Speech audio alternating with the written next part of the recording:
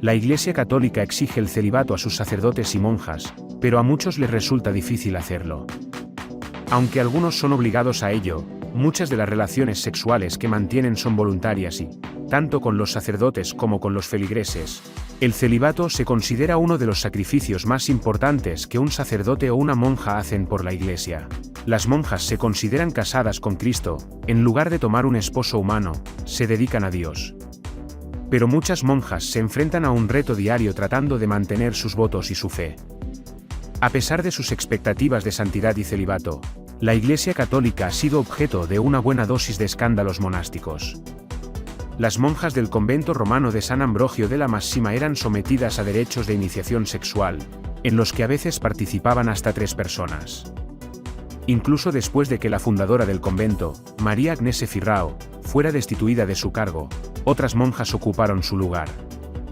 Hacia la década de 1850, la maestra de novicias María Luisa imponía triestos alaces entre ella y las monjas de su convento, falsificaba cartas de la Virgen María y amenazaba a cualquiera que cuestionara sus métodos.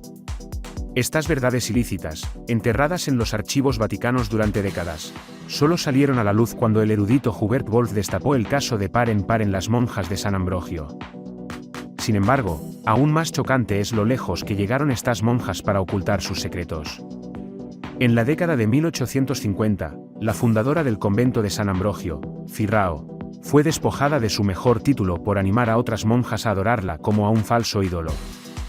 Maestra de novicias, María Luisa asumió el papel de Firrao y, al igual que su predecesora, organizó encuentros nocturnos con sus novicias.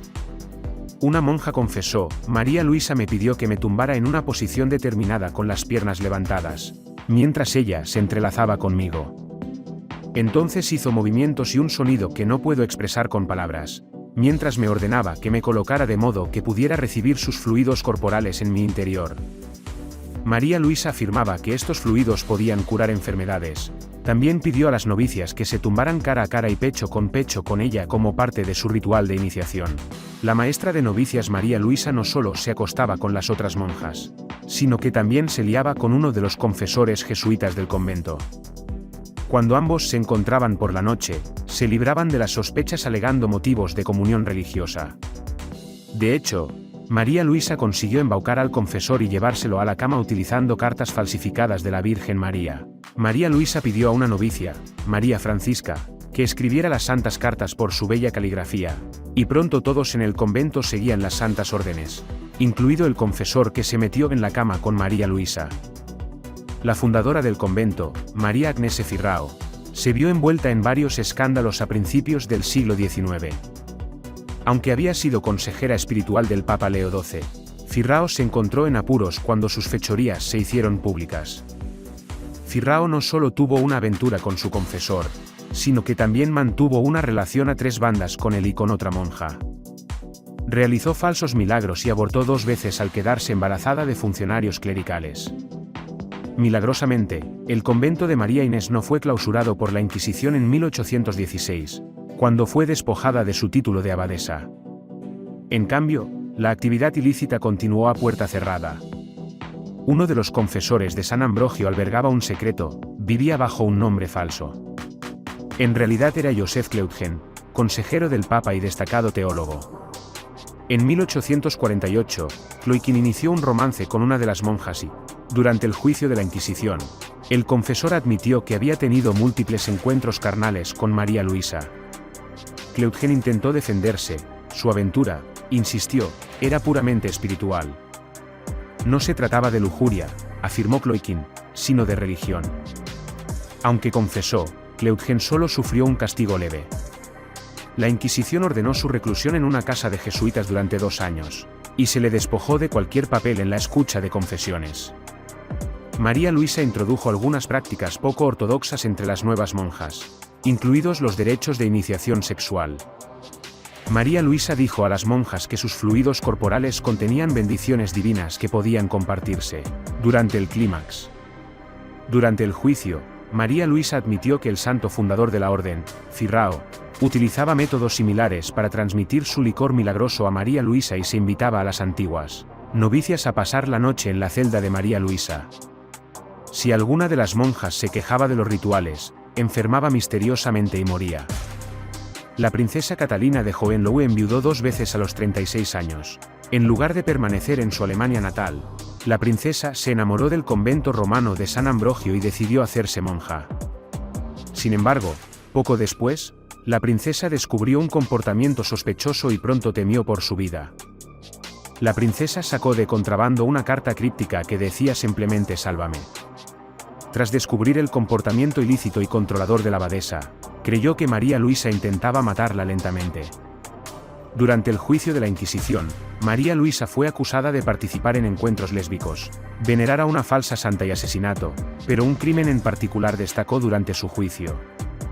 Según los testigos, María Luisa había participado en lo que se denominó una bendición jesuita, pero que en realidad era una ceremonia erótica. La bendición secreta transmitida desde los conventos de la fundadora María Agnese Firrao consistía, entre otras cosas, en besos con lengua. Un testigo dijo que el confesor masculino le hacía la señal de la cruz en la garganta con la lengua.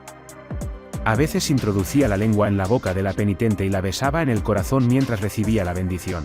A veces, ninguna caía de rodillas en un estado de éxtasis ante el confesor. María Luisa compartió una carta erótica con la nueva recluta del convento, la princesa alemana Catalina, 2 veces viuda, pero cuando la princesa reaccionó con asombro, María Luisa decidió eliminar al crítico de la forma más permanente. María Luisa utilizó cartas falsificadas de la Virgen María para justificar sus acciones. Las instrucciones celestiales que María Luisa afirmaba le decían que acabara con la vida de Catalina. Se hicieron muchos intentos, aunque ninguno tuvo éxito. La princesa Catalina consiguió escapar del convento con la ayuda de su primo. Gravemente enferma y rechazando toda comida y medicina, Catalina fue llevada a la finca francesa de su familia para recuperarse. María Luisa confesó más tarde que había hecho ingerir opio, mercurio y vidrio en polvo a la princesa. San Ambrogio era un convento relativamente nuevo cuando empezó a ocultar sus crímenes. Fue fundado en 1806 por una joven monja de 30 y pocos años. La hermana María Agnese Firrao se forjó una poderosa reputación. Era conocida por llevar una máscara de hierro con más de 50 clavos que apuntaban hacia su cara. Puede que la fundadora afirmara que era una santa viva, pero sus estigmas eran autoinfligidos. Además, la Inquisición juzgó a Firrao en 1816 y fue condenada.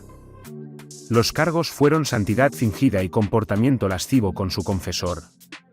Firrao pasó el resto de su vida en el destierro. Aunque el convento de Ferrao consiguió permanecer abierto, es posible que la Inquisición buscara una excusa para cerrarlo. El secreto del convento permaneció oculto durante más de 100 años.